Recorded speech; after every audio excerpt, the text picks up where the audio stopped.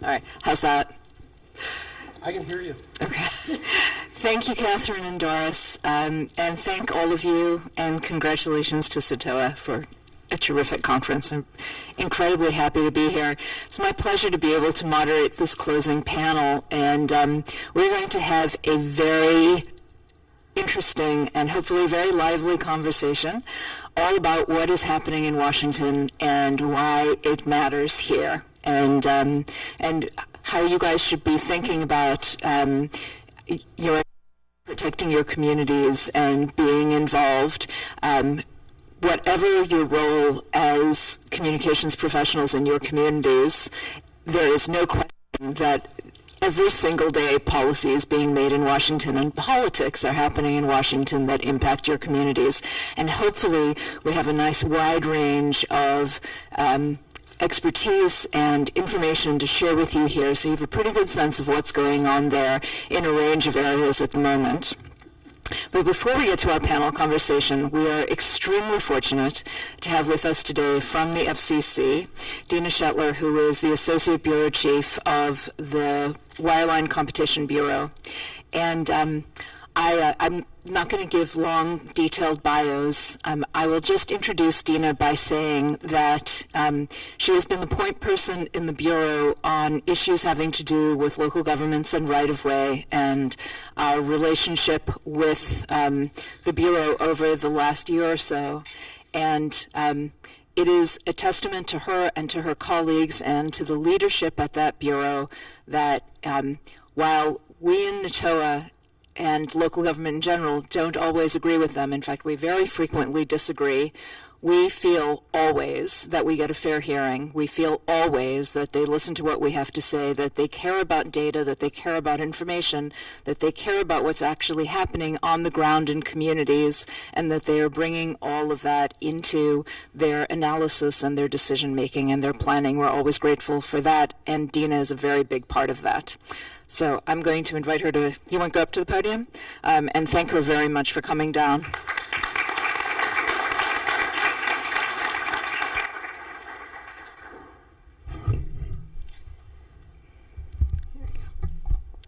Thank you. And first, I want to thank the Southeastern Association of Telecommunications Officers and Advisors for inviting me to Chattanooga to speak. Exciting things are happening here. Chattanooga now has one of the fastest broadband networks for residential customers anywhere in the world. The network has speeds of 1 gigabit per second, and that's 100 times faster than what many consider good broadband service. Chattanooga is using this broadband network to become a test bed for the development of next-generation broadband applications. Its Geek Hunt program, love the name, invites application development teams and students to spend the summer here to develop innovative applications that make use of this kind of bandwidth, and it offers a $100,000 prize for the best application. Who knows what it will come up with? It is possible that in the future we will all be using broadband applications developed using the Chattanooga network as a test bed. This use of innovative test beds supercharges what the Commission calls the virtuous cycle. Innovation in broadband applications and equipment increases the adoption and use of broadband services, and greater demand for broadband creates the need for more robust networks. The benefits of broadband are well established. Broadband has the power to improve our nation's economy and people's lives. It drives job creation, improves education, and makes healthcare more efficient. In this day and age, getting online is a necessity, not a convenience. For example, one study found that a student with a computer and broadband at home is more likely to graduate from high school than a similar student without broadband.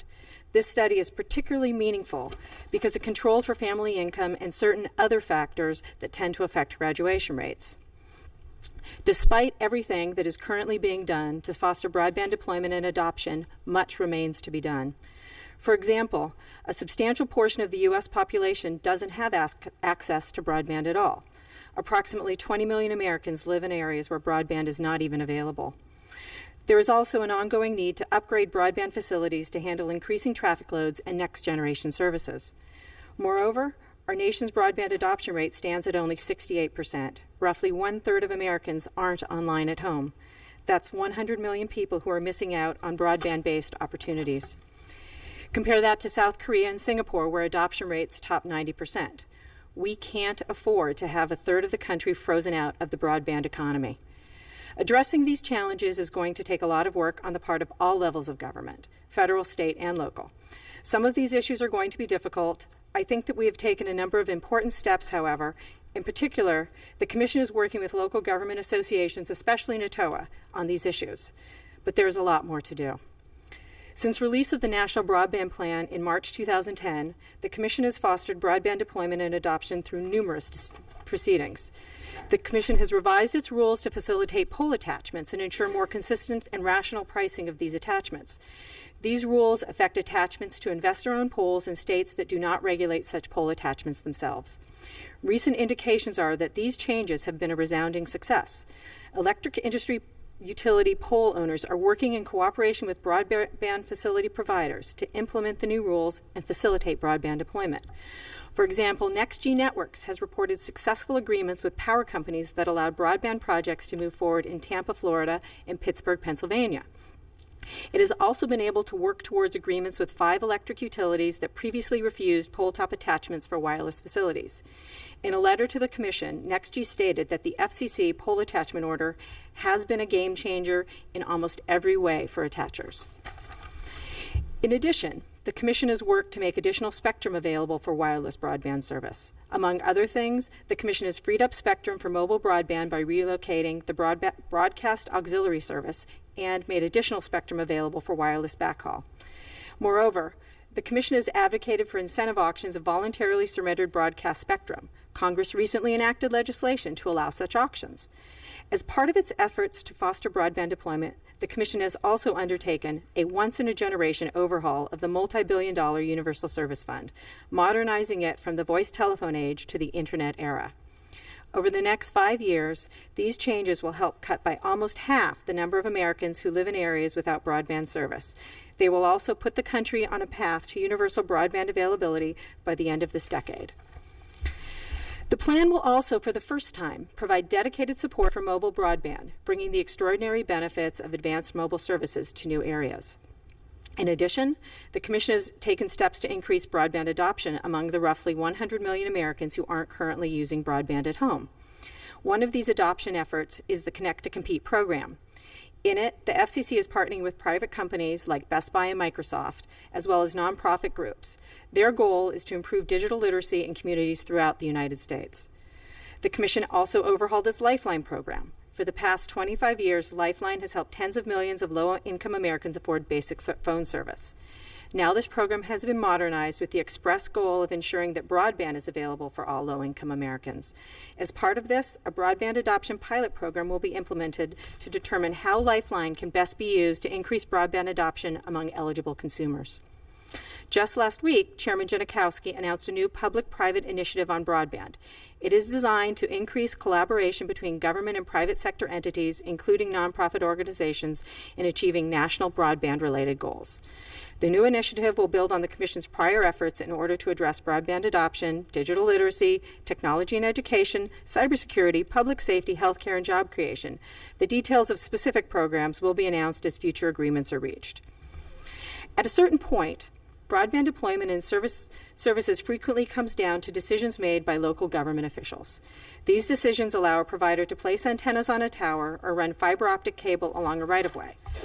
The critical importance of these local decisions to broadband deployment and allegations of certain problem areas led the FCC to look at these issues. However, it is clear that the vast majority of localities are handling rights-of-way access and wireless facility siting in a responsible manner. Both the existence of specific problems and responsible decision-making by most local governments are illustrated by the Commission's shot clock order. The wireless industry demonstrated that there were wide variations in the time local governments took to process wireless facilities applications. In some cases, applications had been pending without action for very long periods of time. Based on the record in this proceeding, the Commission interpreted ambiguous provisions of the Communications Act concerning local action on facilities applications. In doing so, it established presumptively reasonable timeframes for local government action on applications for the deployment of wireless facilities. The Commission set 90 days as the time frame for action on co-location applications, and 150 days as the time frame for action on other wireless facilities applications. These time frames were based on processing times for the vast majority of local governments that submitted data in the record. This action by the Commission was recently upheld on appeal by the Fifth Circuit. Last year, the Commission also adopted the rights-of-way wireless facility siting notice of inquiry. This proceeding was designed to gather information on how local, state, and federal government decisions on access to rights-of-way and wireless facility siting affect broadband deployment. The notice of inquiry generated an extensive record with lengthy filings by local government associations. Numerous individual local governments also participated. These comments have been very helpful to the Commission in understanding the concerns of local government officials. A review of the record indicated that, although the vast majority of localities are doing a good job of addressing broadband facilities deployment, there are certain problem areas. In particular, there appeared to be a need for the adoption of best practices for co-location of new antennas on existing towers.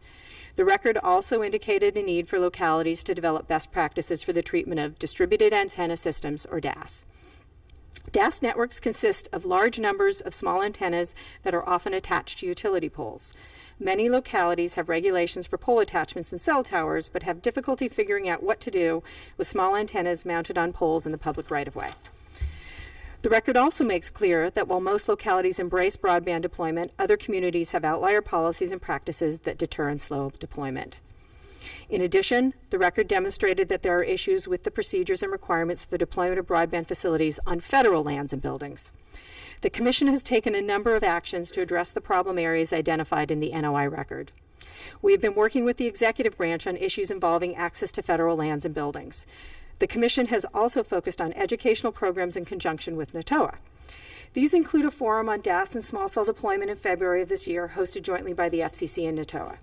The workshop was designed to inform municipal leaders, hospital and campus administrators, building owners, transit authorities, and the public about how DAS and small cell technology can provide benefits and economic opportunities.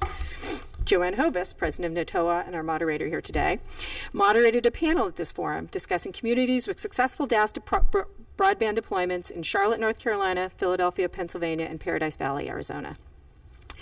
The Commission is also working with SEATOA on a co-locations and broadband workshop currently scheduled for later this spring at the FCC in Washington. In conjunction with its work in this area, the Commission has also convened the Intergovernmental Advisory Council. This organization, with its membership of local government officials, ensures that the Commission has ongoing advice on a broad range of issues that affect and concern local governments.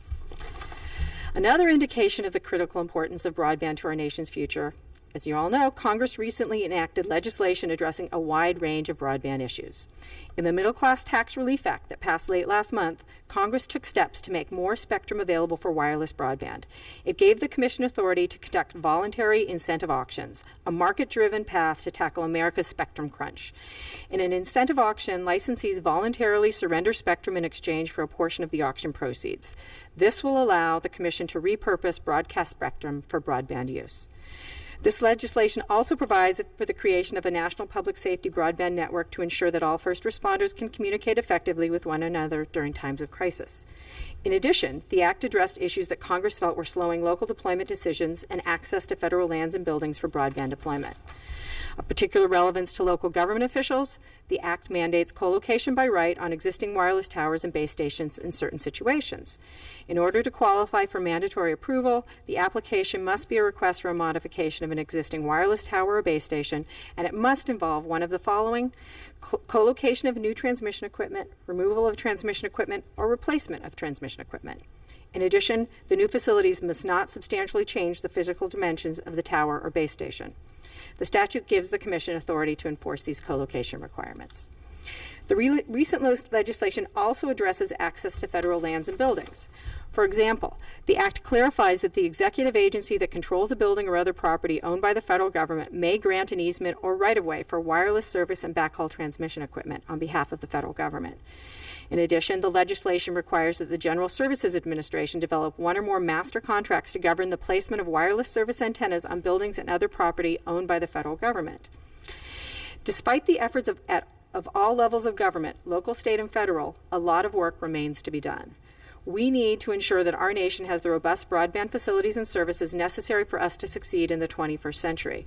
We thank you for your ongoing commitment to addressing these issues with us, and we look forward to continuing to work with you on these and other issues as we help to lay the groundwork for our broadband future, a future in which we all have a vital stake.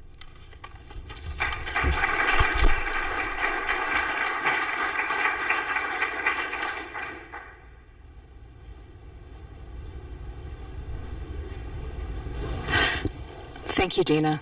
I apologize to all of you for the fact that Jerry and I were speaking up here. Jerry received an email about a minute ago about a shooting that was about half a block from my office building. I'm going to excuse myself and ask somebody to take over moderating duties for me, and I'm just going to go and phone the office. I'm very sorry. My daughter goes to school about 3 blocks the other side, so it was a note that they're locked down in place. Absolutely. So, did we have an agreement on who's next? Diane, why don't you just let us introduce ourselves? Perfect. Thank you, Jerry. That's exactly. Take it away. Well, my name is Linda Muir. I am the president of McCullough Muir Management Partners, and I'm also a partner with the Saylor Law Firm. My background includes many years of working with telecommunications companies in legal and regulatory capacities, both with GTE and Bell South Corporation, during some very interesting times. They were interesting times. Many of you know about the before My Bell became My Bell again, and how active the telecommunications industry was, and also how the consolidation has affected that whole industry again. But now is another time of very exciting activity in the telecommunications industry. The advent of broadband is something that I think we could have foreseen many years ago, but now it's finally coming to fruition, and the broadband movement is really going to make so much difference. I want to tell you a little bit about this new change in the Universal Service Fund, but before I do, I would just like to commend Dina for all that the Commission is doing.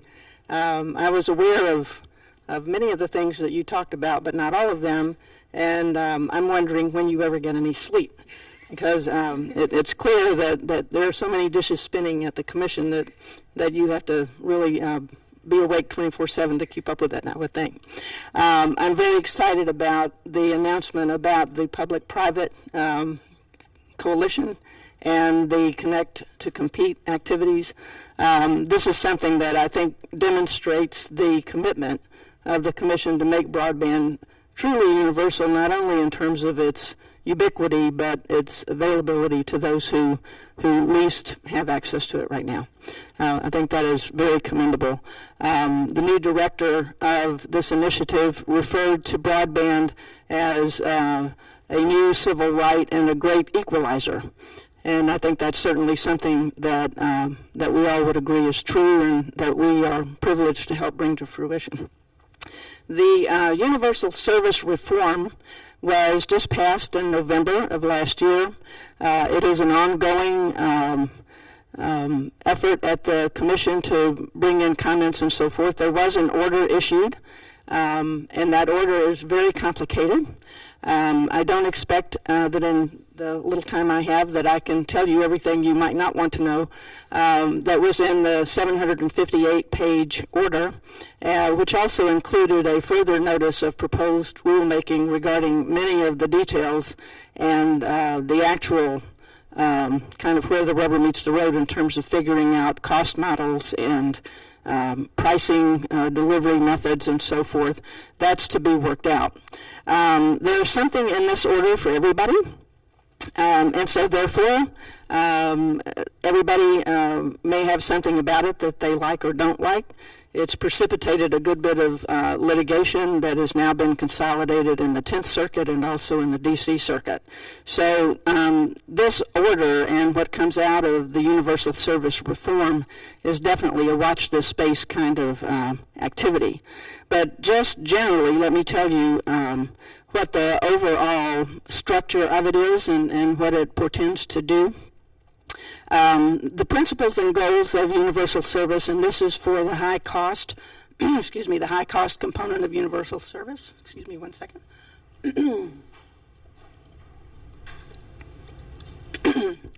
Those components remain the same, except that there is a new Connect America Fund, which is added to it, and that Connect America Fund includes support and advanced networks for that provide voice and broadband services, both for fixed and mobile broadband services.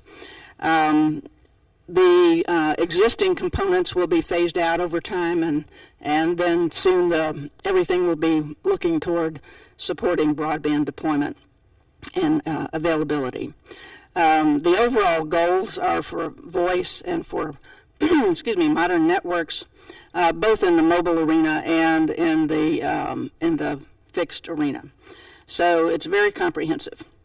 This order also goes to excuse me, this frog has come into my throat. This order also dramatically changes the intercarrier compensation regime, and that is going to be an area of some great concern. The budget for the Universal Service Fund will be approximately $4.5 billion over the next 6 years, and that will be freezing the amounts that are currently available for the current high-cost funding, and then we'll be adding funds for the Connect America Fund. So you'll see a transition period. The public interest obligations are affecting all eligible telecommunications carriers, and they will now be required to offer broadband services as well as the voice services. There are two different categories of carriers, and they are treated differently. The determination in this order is that 83% of the people who are currently not served with broadband services live in the territories that are served by the price cap carriers, and that's 83% of approximately 18 million people, and that's based upon this benchmark for broadband that's been established by the Commission. So the lion's share of the Connect America Fund, or the CAF, is going to go to those carriers, and it'll be distributed in two phases. Suffice it to say that the first phase is the short term while they figure out a costing model that will be used going forward.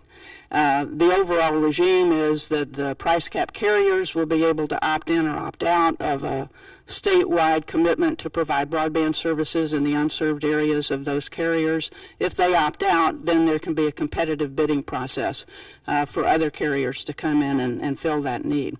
I just want to give you a quick overview because there are so many details here. In the mobile arena, there are also two phases of implementation, and there you're going to have some interesting new functions, which will include a reverse auction, and that's got to be worked out in the FMPRM. One of the other areas that I wanted to mention it has to do with the rate of return reforms. This is for the carriers that serve about 5% of the population, and there's quite a bit of change that's going to affect those carriers, not the least of which is a reduction in the rate of return, and that's going to be worked out in this further notice. In the mobile area, there are two phases, and the amount of money and how it gets distributed is going to be part of what has to be worked out. So I commend to you just looking at the general summary of this order. It's very complex. Another key area is the bill and keep that's in the intercarrier compensation changes. I think there's going to be quite a lot of upset over that, particularly because what that now means is that that the carrier's customers are the ones paying the bill. It's not calling party pay anymore. So for the smaller carriers who have to look to their own customer base, they may feel that this is too much of an attack on their business case. And even though there is a recovery mechanism, I think many of them are going to feel that that recovery mechanism, which is also intertwined with the Universal Service Fund, that that's not going to be sufficient to meet what it does to their cost. So what I've discovered is even though initially the band of litigation was a little bit slow in coming to the fore, there are now 25 to 30 cases that have been filed, consolidated, as I said, in these two cases. And just about everybody has filed some kind of action here. NARUC has filed an action. The NTCA has. The small telephone companies have.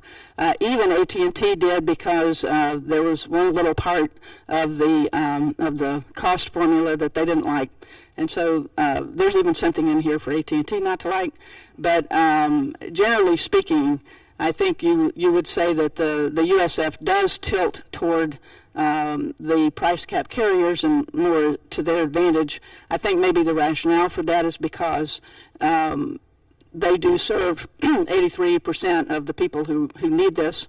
The cable companies also are not real happy, but they don't have anything now, and they don't have anything in this new order. So I'm sure there's something about it that they don't like too. But at any rate, it is a major reform. It's something that's going to be in process over the next year to get this worked out. And the litigation, I'm sure, will have a bearing on what ultimately happens. There are petitions for reconsideration and further comment, of course, in this further notice. So it's going to be in flux for a while, and the final rules might not look exactly like what the order has prescribed them to be. But stay tuned, I'm sure. The one thing I did want to mention, the opportunities that might exist for co-ops and even for municipalities if they become eligible as eligible telecommunications carriers. There may be some opportunity if the incumbent opts out of the statewide service. And it seems to me that this is an all or nothing at all proposition in deciding that they will serve or not serve. So for those smaller entities that are currently serving areas, there may be adjacent territory that is currently unserved. That might be an opportunity to extend whatever the broadband deployment is that small company might have. So that is a little opportunity for some of the smaller companies, and I would just commend that to you. If Joanne was here, she'd ask you to spend one moment talking about what's in the order with respect to the ability. I said if Joanne were here, she'd ask you to just spend a second to talk about the ability of local governments that have dark fiber to now be eligible recipients of E-rate. Well, I have to tell you, I don't know. But maybe you do. Okay. Well, we can, and Steve Trailer will give you all the details. Thank you. Thank you all, and I'm so sorry about that disruption.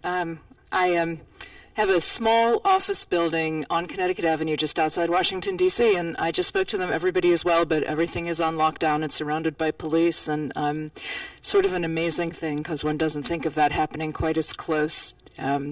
We have like these big glass walls, and they are literally half a block away from where the gunman appears to be. So, but I'm feeling much better now that I've spoken to them. So forgive the interruption. Well, that's memorable. I hope that's a once only for a SEATOA conference. Thank you, Linda. And I know there was. I would just say there have been many excuses for walking out on something I had to say, but that's a new one. Thank you. And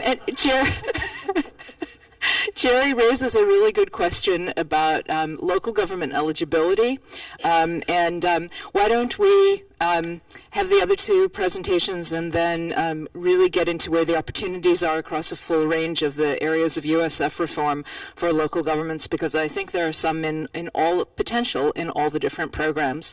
So let me now introduce, with thanks to you for filling in for me, Councilwoman Joyce Dickerson from the County Council of Richland County, South Carolina. We're so glad you're here. Thank you for being here. And the Councilwoman has been a tremendous advocate for localities and communications matters, and currently chairs the FCC's Intergovernmental Advisory Committee, where she and her colleagues are doing tremendous work making sure that the Commission is aware of the facts on the ground and the needs and the concerns of local jurisdictions. And I'm going to hand the microphone over to her and let her tell us about it. Okay, very good. Good morning, everyone. Is this thing on? This doesn't sound like it's on. Is it on? Okay, very good. I'm loud anyhow, so normally I don't really need a microphone, but it is so good to be here. And first of all, I want to say thank you for having me. This is my first time, and I've met a lot of wonderful people, and it has just been a tremendous experience. And I'm looking forward to going back to Columbia, South Carolina, and telling them all of the good things that you all are doing in North Carolina, Chattanooga. I mean, this is just awesome.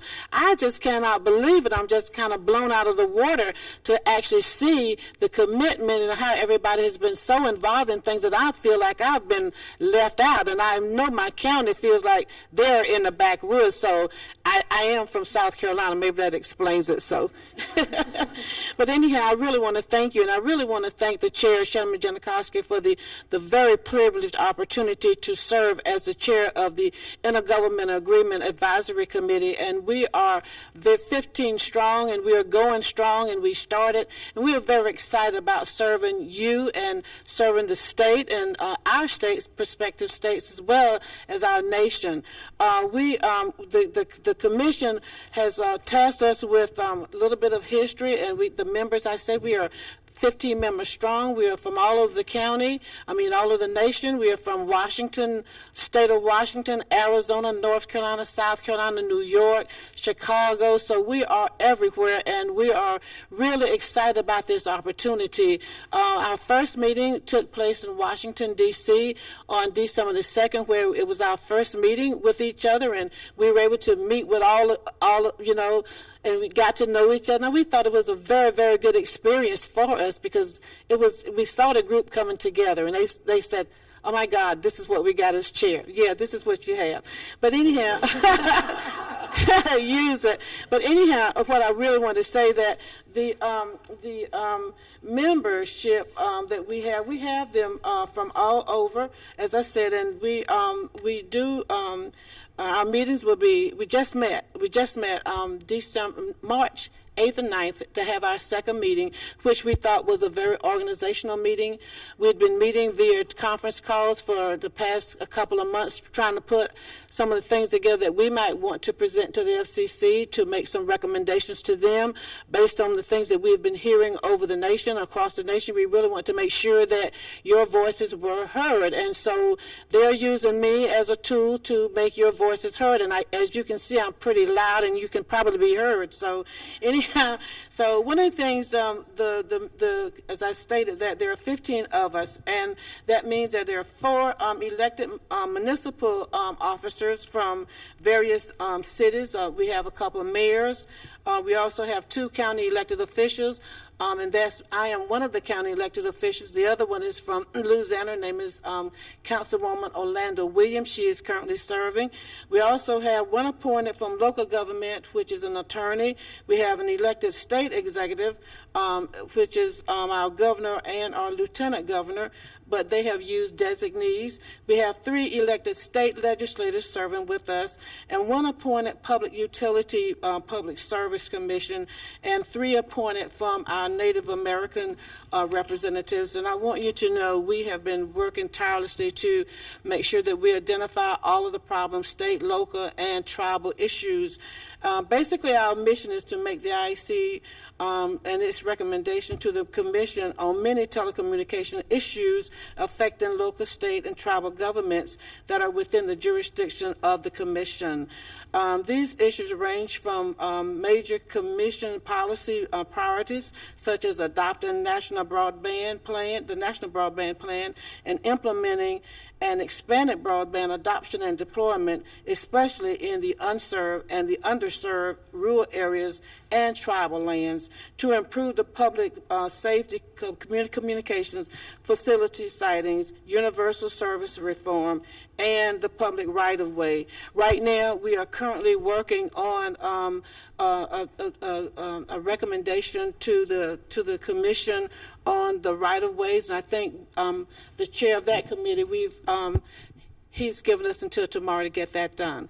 And let me tell you what I was going to state about that.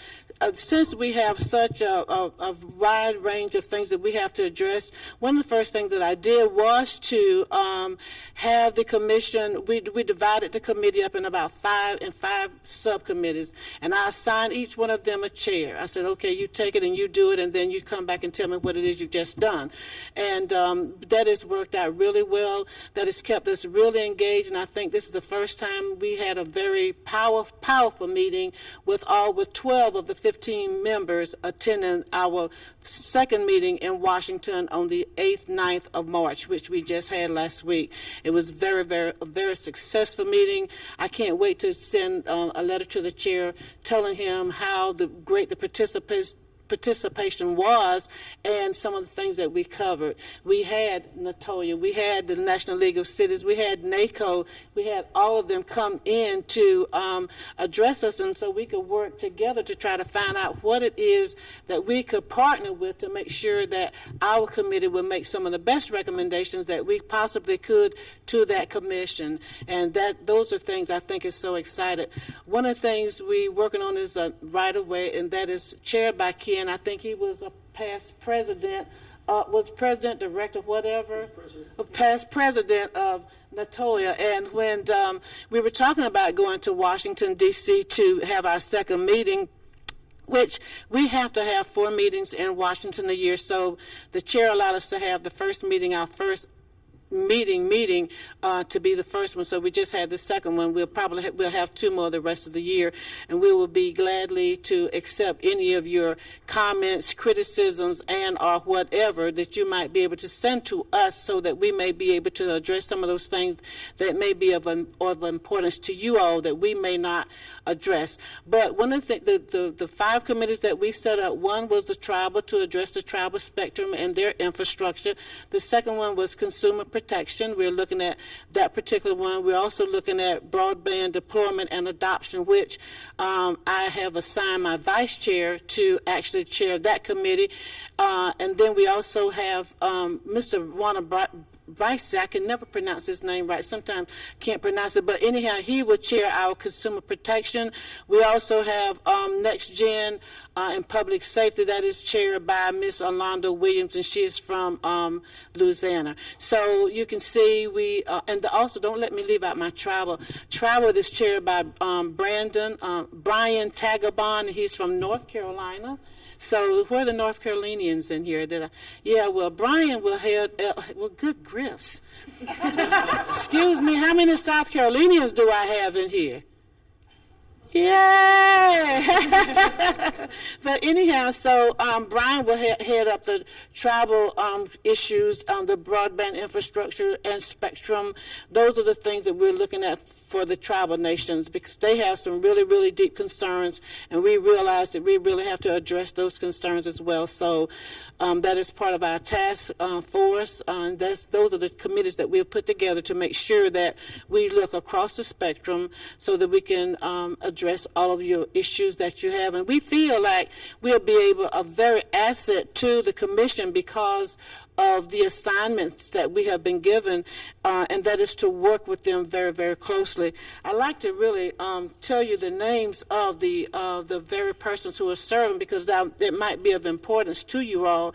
I chair the committee, and also my vice chair is Marlon Berlinski, and he's from government. He's a government relations officer from Kings County. County Department of Information and Technology in Seattle, Washington. I don't know whether you all know him.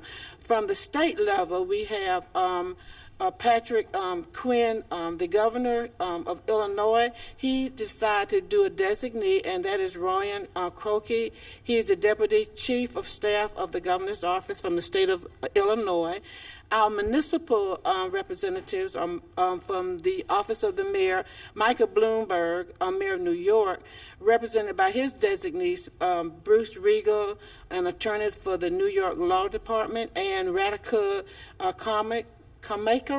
Carmichael. She's attorney from the City of New York Department of Information Technology and Telecommunications. I have Andy Huckabee, a city councilman from Lexington, Kansas, and Gary Resnick, he's the mayor of Wilton Manor in New York, in Florida, and Orlando Williams, she's a councilwoman from Terrebonne Parish in Louisiana. The county representatives, Dow Constant, the executive of Kings County, appointed, as I just stated, Marlon Belinsky to serve in her stead, and he's from Washington, and yours truly, Joyce Dickerson. And those are your officers that serve on that particular committee. And I think with that, I think I mentioned basically what our mission is. Yeah, I think I told you what our mission is. But yeah, those are the things that we are involved in, and I'm so happy to serve with, Dina. My first time meeting Dina. She's from the FCC office, and also I have been assigned 3 staff members from the FCC. That is Greg Vadas and Stephen Clickman, and also Carmen Scannion. Yeah, she's working with me, so I have 3 staffers assigned with me. And really briefly, I want to tell you how I got into all of this. I was working with the National Foundation Women Legislators, and I was put on their task force to go to Florida to represent that organization. And from that, as a member, being a member of NACO, I served on the information and technology. And I was with them for about 3 years, and all of a sudden I hear someone say, "Joyce, do you have a picture of yourself?" And I'm like, yeah, how fast do you need it? Like, we need it ASAP. So the picture was forwarded to them, and I'm sitting in the audience not realizing what was going on. And here my name comes strolling down and said, Joyce Dickerson would chair the telecommunication and technology. So I've been involved in that capacity. So I don't know how I'll get myself in all this trouble, but I love serving you. I tell you one thing, I think one of the most greatest satisfaction of all is to serve people. And being a county council person and a council member, which I'm up for re-election this year, y'all can pass the hat at the door. But anyhow, one of the things I think is serving people. And the thing I found most of working with the National Foundation Women Legislators, one of the things that I found was we have really got to work with our congressional, with Congress. Congress and our congressional members don't know a hoot about what's going on in this room. And I think for the most part they don't. I'm just telling you.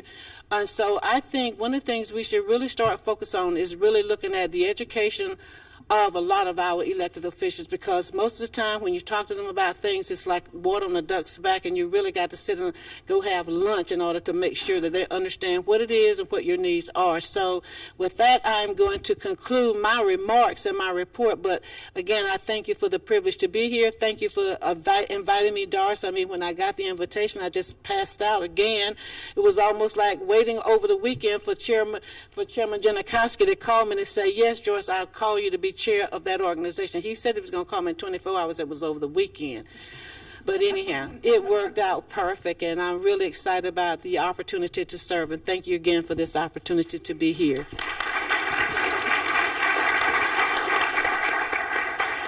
Thank you, and thank you for your service representing local governments in Washington. I don't think there's any way to overstate how important it is that the IAC is active and engaged. At the FCC, there were a number of years when it existed and for a variety of reasons was not active in an earlier generation, and it was a big loss for us as local governments, in that we really had no voice. And now we truly do have a voice at the FCC, and as I said earlier, an FCC that does listen a lot of the time, even when it disagrees. So thank you for that service. And our last speaker, and then we'll really jump into some conversation and questions, is Jerry Lederer, who is of counsel at Best and Krieger and is a longtime advocate of local government communications efforts, initiatives, across a wide range of different projects and kinds of technologies, including PEG. And I think that's what he's going to talk to us about today. Turn over to him. Sure. Thank you. And Councilwoman, it is wonderful. We now have 2 women from South Carolina that are great advocates for local government at the Commission. Commissioner Clyburn has just been so terrifically wonderful, and it's glad that we figured out that formula, right? So when I was asked to do this panel, and I'm sad that Bunny has left, when I was asked to do this panel, I was asked to outline what the Commission has done on PEG, and the answer is nothing. So I'll move on. Actually, Dina outlined for you all just how active the Commission had been on tower siting issues. The tower siting issue was put out for comment. They issued an order. It's been to the Fifth Circuit. And in all that time, there has been pending a petition from local government, from the TOA, the Alliance for Community Media, and a number of local government organizations asking the Commission to act on PEG, and they've done nothing. It is 40 months and waiting. Now, that's really not fair on my part, and I actually talked to Steve Trailer ahead of time, and I really think, to be fair to the Commission, and I apologize for the hackneyed old pun, but it's been a tale of 2 commissions. I mean, we couldn't ask for a better commission than the one we have right now on broadband issues. I mean, I think there have been some things that we've disagreed on, but, you know, we talk about E-rate, the ability to provide our dark fiber as an eligible recipient, what's been done, especially the leadership of Commissioner Clyburn on the issue of muni provisioning. I mean, you can just go right down the list. They've been terrific. But on the traditional cable type issues, I think we've got legitimate and major criticisms with the Commission. What the PEG petition asked the Commission to do was to tell AT&T and anyone else that uses the IPTV technology is that it's an exercise of editorial control when you convert the signal that we send you to a web stream. And further, which is banned by the Communications Act. The Communications Act, when it created the basic tier, said, you know, the cable operator has to do the rebroadcast of the local programs. It has to do the public education and governmental channels, and then it can put whatever else it wants on that basic tier, but it can't exercise any editorial discretion over the first 2 categories. Our position was very simple, that when you convert that, you've done it. The other thing is we made the claim that when you take it and you move it out to channel 99, and you bury it in a pull-down menu, that in fact you've acted discriminatorily. Again, 40 months and pending, nothing has been done on that petition.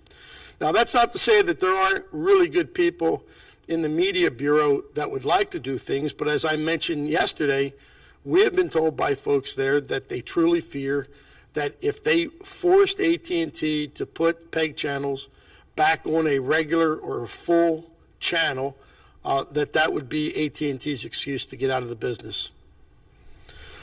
So in the 40 months we've waited, we have lost channels, we've lost audience, and we've lost centers.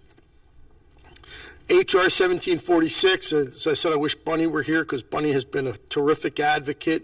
ACT has been a great advocate. Your John Rocco of SEATOA has been a great advocate. The Alliance for Community Media and Steve Trailer, as well as the other national organizations, have been great advocates. But if you look at what HR 1746 looks to do, that is the CAP Act, what it looks to do, is it believes that there are 4 challenges facing PEG. One is the amount of money we can get and support. 2 is how we can use those funds. And then the other 2 are the treatment of the PEG channels. Everything but forcing the cable entity to provide support and freeing us to use that support for operating as well as capital purposes. Everything else the commission could do if it simply would act on the PEG petition, and we're not sure where we go next, because we have, as I said, for 40 months we've gone in on a regular basis to meet with the Bureau, to ask them to act. We've been to the 8th floor, we've asked them to act, and nothing else has happened. I'll just end with, because Joanne asked me to keep it short so that we can talk, I just want to end with sort of giving two quick points. Yesterday, the Commission released its cable rate study. And once you get over the fact that the cable rates that they're issuing the report on are from 2009, yes, we're in 2012 and we're getting the reports for 2009, once you get over that fact, you'll find that again in 2009, cable outpaced CPI by about 50%, and I would suggest that you read it. Again, a second important point that you can find in the research is that where there is competition, remember the Commission has the authority to find effective competition under a couple different standards. Most of the time, you all have lost rate regulation based upon the DBS or the DISH standard that that the incumbent says that they're facing competition from DISH. Sometimes you lose it because they're facing competition from another wireline provider. The 2009 rate study reaffirms yet again that the competition from DBS is not reflected in the rates nearly as well as competition from wireline. And perhaps someday, again, it's not the Commission's fault, perhaps someday we can get Congress to actually look at that and provide a realistic determination of what effective competition is, especially if what we heard here yesterday is true, and that is we're going to see an absolute abdication or an abandonment of competition from the wireline. That would be important. And then the last thing is, I know that a number of you have been tracking. The Commission was asked by the cable industry if they could encrypt their basic tier, that when they go to a digital format, can they encrypt their basic tier? And thanks to the leadership of Joanne and Steve at SEATOA and a number of clients that I represent, we need to give the Commission credit because they have slowed that process down significantly, because it looked like it was going to be done really very, very quickly, and we were able to point out that there are some real consumer issues involved there. Again, I apologize for the non-technical speak. If they go and they encrypt, all those folks that are getting cable today where they don't have a box will have to get a box. And so the question is, who pays for the box and for how long?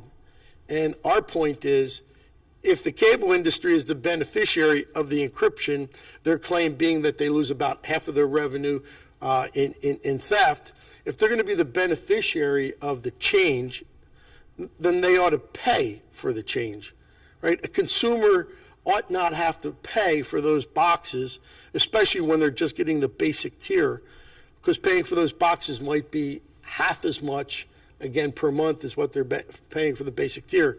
So we've asked for that, to be addressed, and hopefully for free. Now, but there's one additional issue, and this is one that's really going to impact every member of SEATOA, since every member of SEATOA is now in a state franchise state. A whole lot of the TVs that get their signal today without a box are in your government buildings and are in schools. Who's paying for those boxes? And how long are you going to get it? And do you have to look to your state law to see whether or not you're even allowed to demand it? Because there are a number of state laws here in the Southeast that simply say you can only demand a connection. So again, does that mean that if they go digital, all of a sudden you don't have basic television in your schoolrooms? And to the Commission's credit, hopefully to their credit, they heard us raise that issue. It was not in their notice at all. It was not an issue that was even flagged. We hope that they're addressing it, but we don't know that for a fact. But again, I'd like to thank the leadership of Joanne and Steve for raising that issue. So I've probably gone over the 10 minutes, despite trying like all heck not to. But thank you very much for your attention, and if there's anything I can answer later, I promise I will.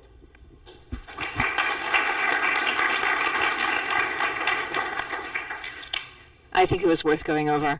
But since I don't have a watch, let me ask Catherine and Doris. So how much time do we have? 20 minutes. Excellent. We can do a lot in 20 minutes. Thank you all for wonderful presentations and a whole lot of information on a range of different topics.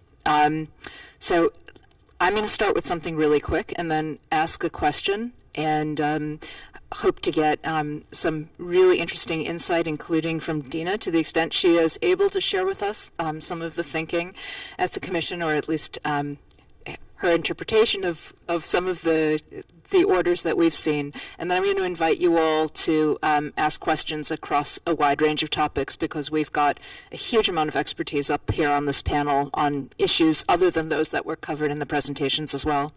So let me start with this, which is universal service reform, this massive change coming out of Dina's Bureau, and that is slowly and gradually shifting how we spend this enormous amount of money. The equivalent of the entire stimulus for broadband is what universal service represents every single year, and growing forever, that we can see, because it's hard to take these programs away once we start them.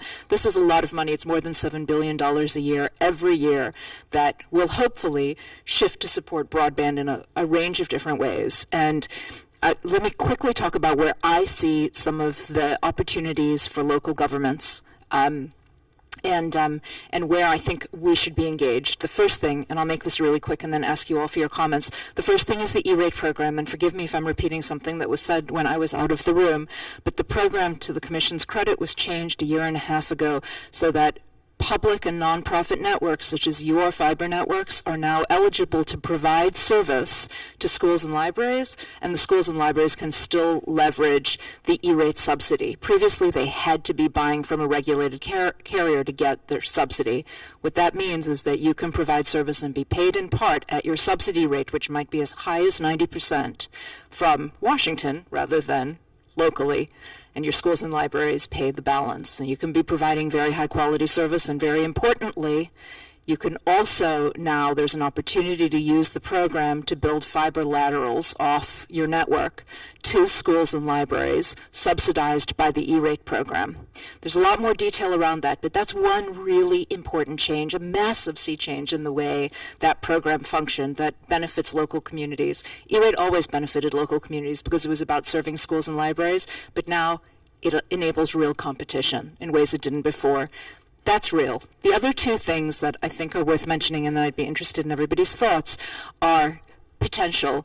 The FCC has released two further notices of proposed rulemakings related to its Lifeline Link-Up proceeding. And Lifeline Link-Up are the parts of the Universal Service Program that support low-income Americans. And I know you got into that a little bit while I was out of the room, and how that shift is happening.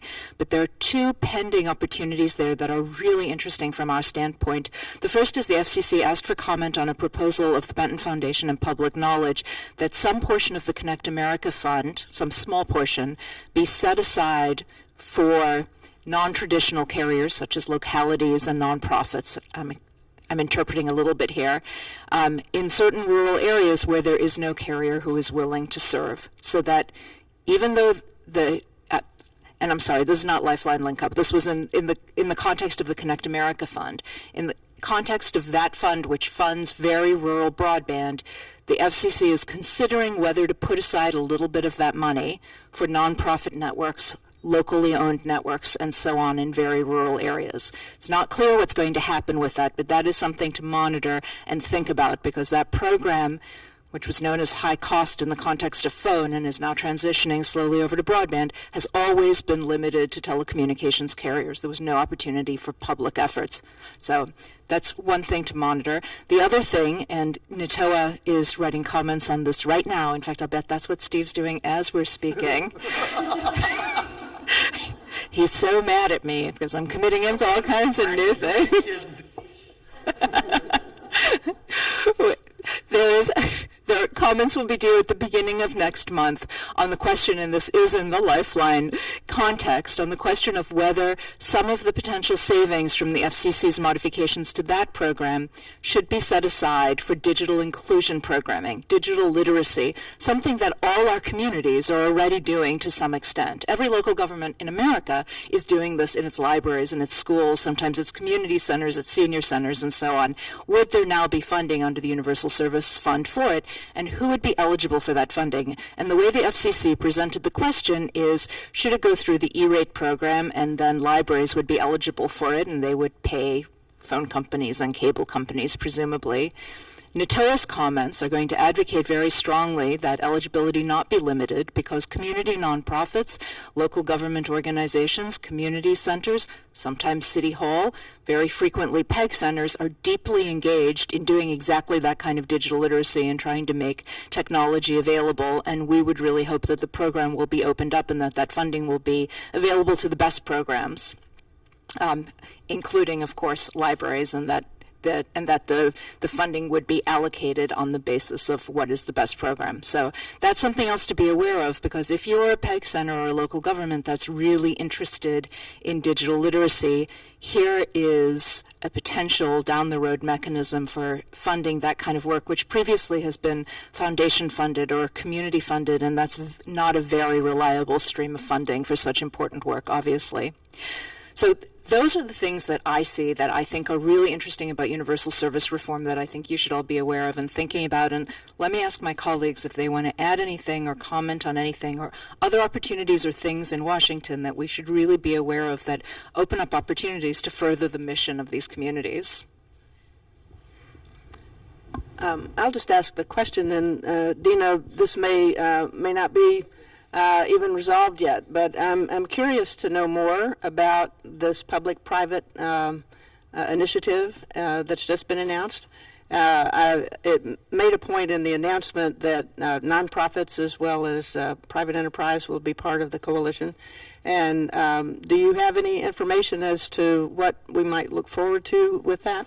Yeah, I actually debated whether to mention it or not because there is so few details that are out, but I would say that the chairman has put, the leader of this task force is Josh Gottheimer, who is the chairman's senior communications person, and Jordan Usden is working with him.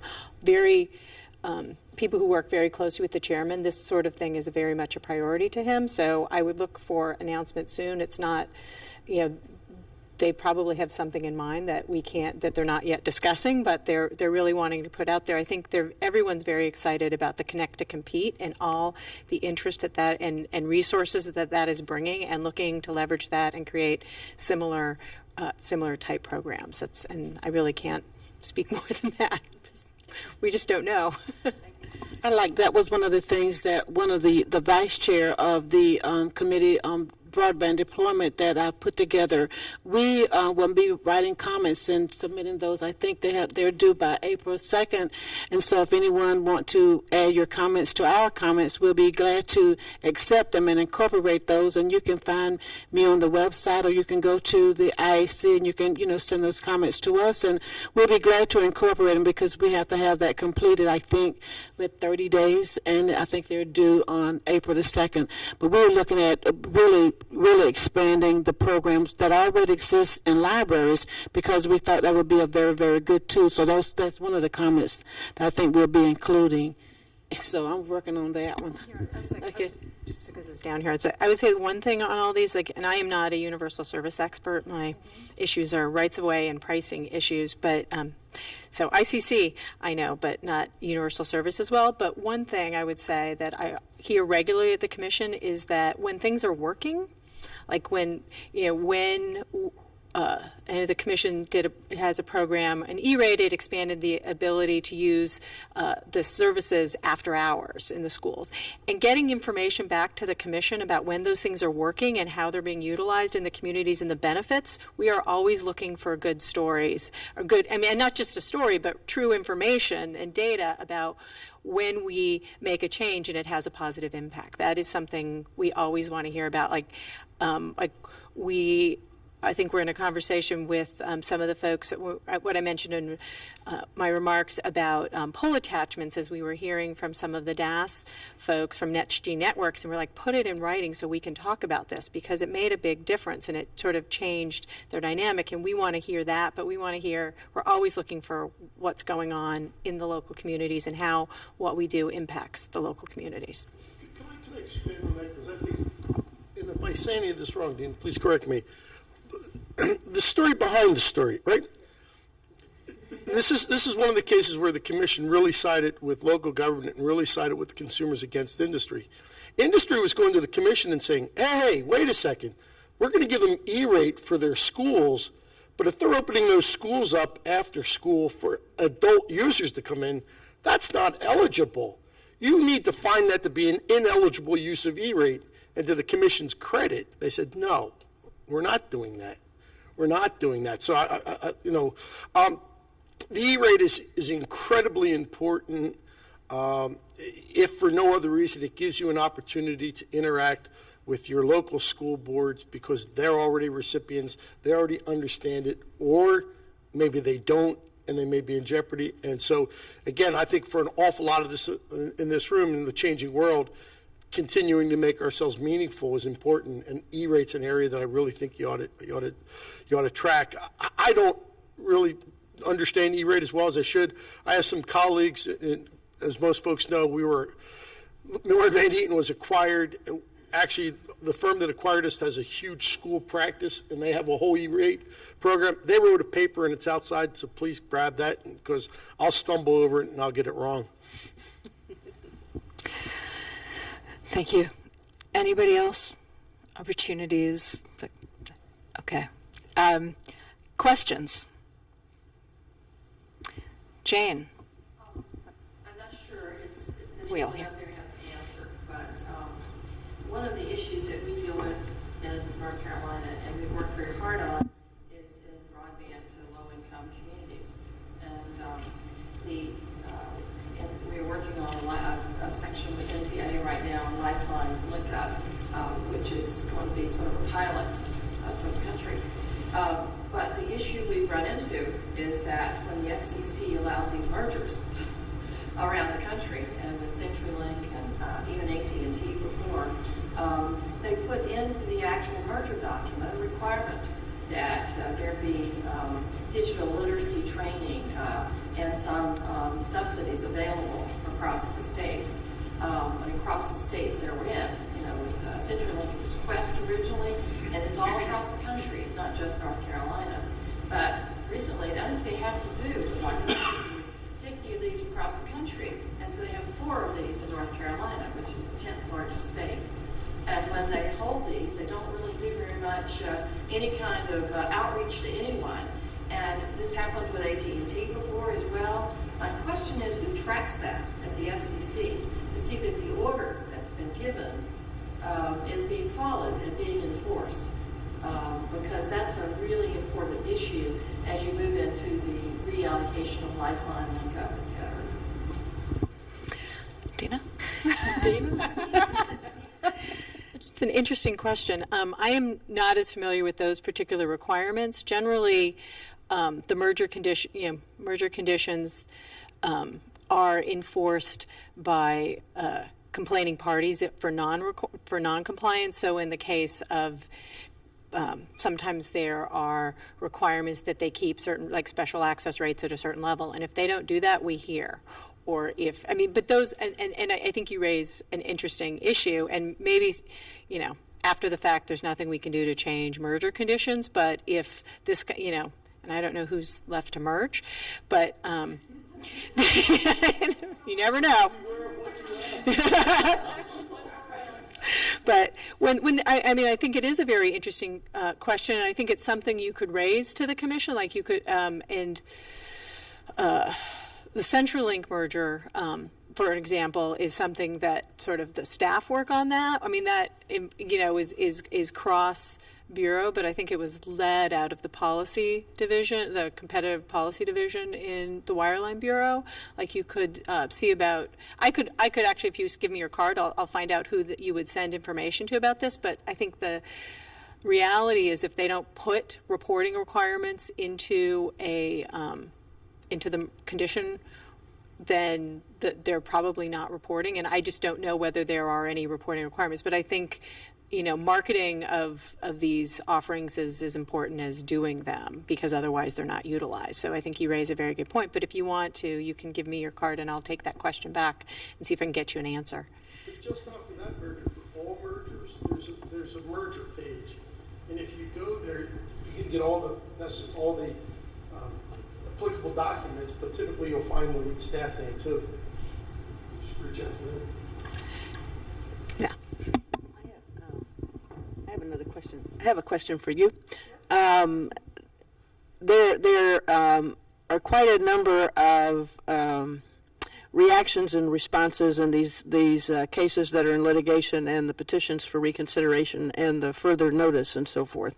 So the commission has a lot on its plate just to be able to respond to all of these, to address all of the issues that are being raised. I'm curious whether you have a sense of whether or not that's going to affect the timeline for the rollout of universal service of those reforms, and if so, if you have any guess on how that might be affected. I don't think I can speak to any changes in the timeline or anything along those lines, but I can tell you that there are a lot of resources, like there are as many resources being put to implementation as there were to writing the order, that it's clearly a large ongoing effort. But it's outside, I couldn't comment on it, but it's also completely outside my knowledge of what I'm working on, whether there are things that could slip. Question here? It always comes in threes from me. So first thing, I wanted to tip my hat to the lady in the middle who said broadband is a civil right issue, and that needs to be underscored everywhere. To Diana's point about you need an anecdote of something like fact, and it was said, but I'm going to underscore. I live in rural North Carolina. And when the change happened, that E-rate could support connections after hours for other public use, my neighbors didn't have to pack their kids in car and drive 7 miles to the town so they can submit their homework that night. They needed to drive only 3 miles to the closest library to do that in the parking lot. So if you need an anecdote, there it is. And I'm really getting upset because the third part is at the core of my anger, and that is, it's been stated that the universal charge was diverting $7 billion a year to the incumbents that did not fix their decrepit wire lines out there in the country. Now that they cannot fix it, AT&T is getting out of the business, and now we, the towns, have to fix it for them. I don't know who wants to answer any of this, but I'm just stating my anger because it's, again, back on the backs of those who are trying and are trying. That's my piece. Yes, I just wanted to piggyback off of what Jane was talking about with our Lifeline project that we're working on. One of the other issues that we're facing is that while the service providers are advertising the $9.95 Connect to Compete program, they're doing it in a bundled service. So they're requiring the participants to have a landline. And as you know, with most of the studies that's been conducted, citizens are not using landlines anymore. So the service is really not $9.95. So I just wanted to bring that to your attention. Did everybody hear that comment? It's incredibly instructive that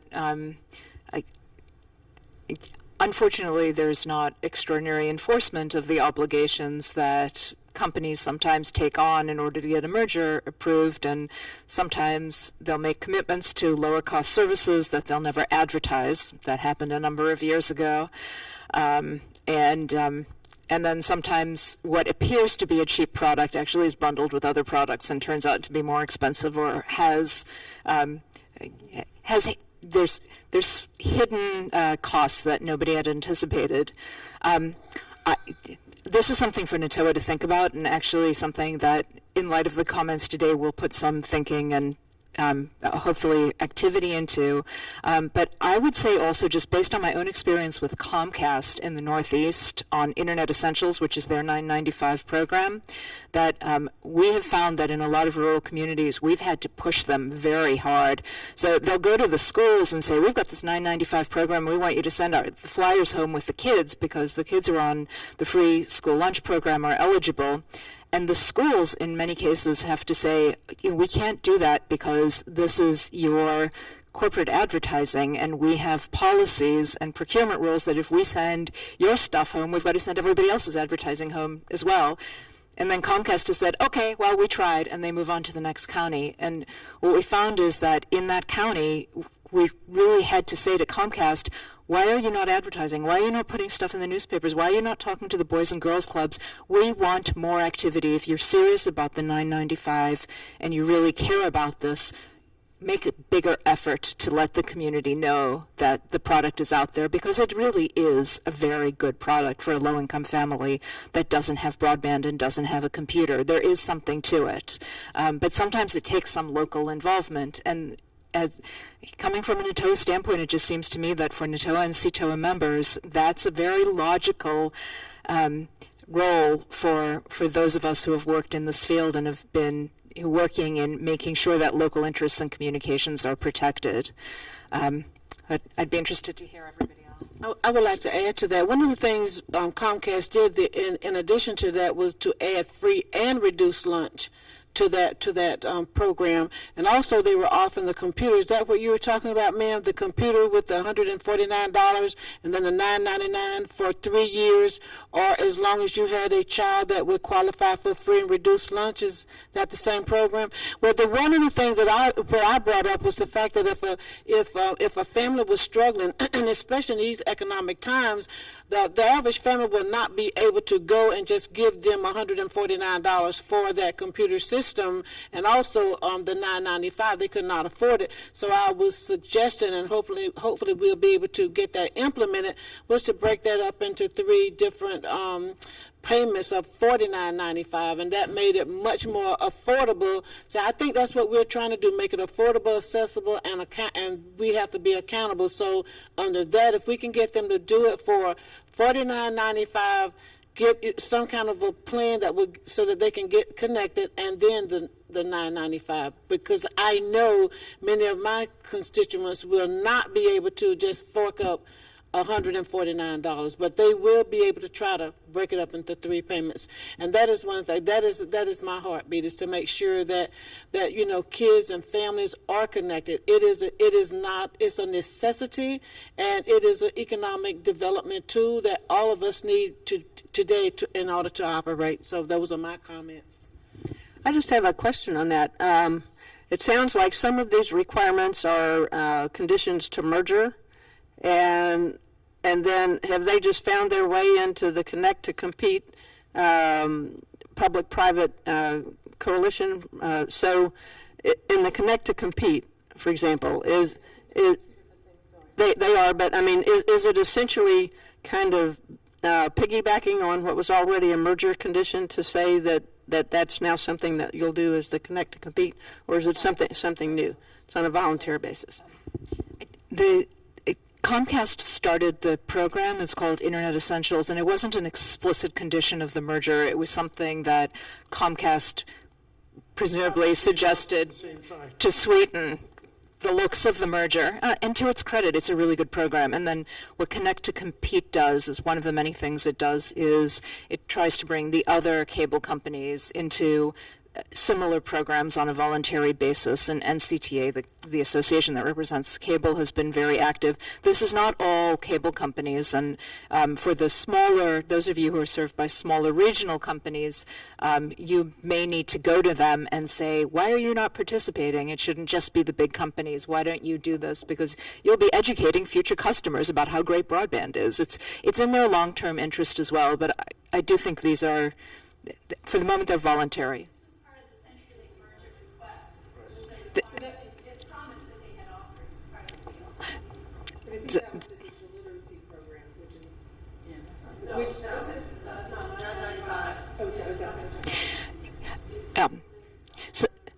CenturyLink committed that they would offer $9.95 DSL, and now they're requiring that you have landline phone service in order to get it. Is that the challenge? So instead of having the benefit of having this broadband connection over which you can do your phone so that you're reducing your costs, you now have to buy phone service, landline phone service, plus the DSL product. And landline phone service is not cheap. Well, it's only available at the $13 price. They're looking at it with the same group of people who are entitled to the lifeline and the link up, which they get the landline for $13. So it's not the full price that they would pay for a landline. And then that $9.95, so essentially they're paying 20-something bucks more. So we will act on this. So I just want to be sure I'm understanding. They are explicitly conditioning getting the $9.95 DSL product on the fact that you have to be a phone customer, a landline phone customer, in order to get it. Is that right? Yes. Okay. Wow. All right. Thanks. Not just simply, although they had the merger, the companies are doing it across the board. If there's, even if they're looking at the Connect to Compete program, and if there's any program that's targeting the Lifeline and the Link Up program, they're requiring the services to be bundled. They're bundling the services. They're saying, okay, in order to get this broadband service, you have to also get the Lifeline Link service. So that's actually a condition that the FCC set. And when Lifeline was part of universal service reform over this past year, it's traditionally been a program that has supported voice service, and the FCC is, with a lot of encouragement, migrating it to broadband. Broadband services, unbundled broadband services, are not eligible for that support, but bundles are. And that's sort of the first step toward going toward broadband. And can I ask you to speak to this, Dina? But Yeah, I was saying this actually may be getting beyond my level of knowledge of the details of the program, but yeah, there's a big issue about supported there's a big legal issue about supported services and what we are allowed to spend universal services on based on the statutory language. And so I think there's probably a very specific argument that they had to put together in services, but I am not familiar with the details of how this works together, but I'm happy to take your questions and sort of point you in the right direction and get you in connection with the right people to get your questions answered about whether what they're doing is, allowed or even required as a function of how the funding works.